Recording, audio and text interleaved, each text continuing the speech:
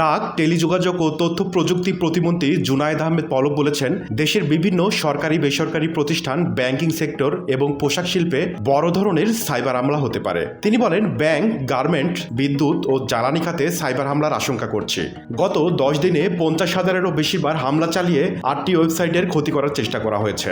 একই সাথে দেশের 70টি শিক্ষা প্রতিষ্ঠানের ওয়েবসাইটেও হামলা করা হয়েছে। বিষয়টি নিয়ে আমরা একটি কোঅর্ডিনেট কমিটি গঠন করব, যারা বৈঠক করে এ বিষয়ে ব্যবস্থা নেবেন।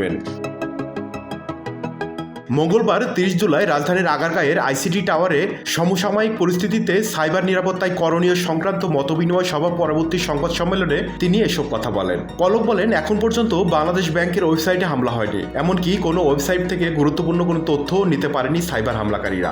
বর্তমান পরিস্থিতিতে সাইবার সিকিউরিটি নিয়ে পর্যালোচনা করে আমরা 4টি বড় খাতে সাইবার হামলা হওয়ার আশঙ্কা করছি। খাত 4টি হচ্ছে ব্যাংকিং সেক্টর, তৈরি পোশাক শিল্প, টেলিকম সেক্টর এবং বিদ্যুৎ ও জ্বালানি সেক্টর। তিনি বলেন, আমাদের দেশে 35টি গুরুত্বপূর্ণ তথ্য পরিকাঠামো রয়েছে, কিন্তু দুঃখজনক হলেও সত্য যে মাত্র 8টি প্রতিষ্ঠান ছাড়া বাকিগুলো যথাযথ নিরাপত্তা নিশ্চিত করছে না।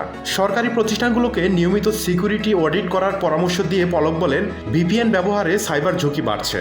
লাইসেন্সবিহীন পাইরেটর সফটওয়্যার ব্যবহার না করতে ইতোমধ্যেই প্রতিষ্ঠানগুলোকে সতর্ক করা হয়েছে। আর কোনো প্রতিষ্ঠান সাইবার হামলার শিকার হলে সঙ্গে সঙ্গে আইসিটি বিভাগকে জানাতে হবে।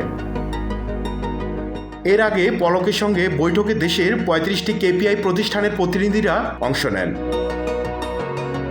এই বাংলা নিউজ ডেস্ক।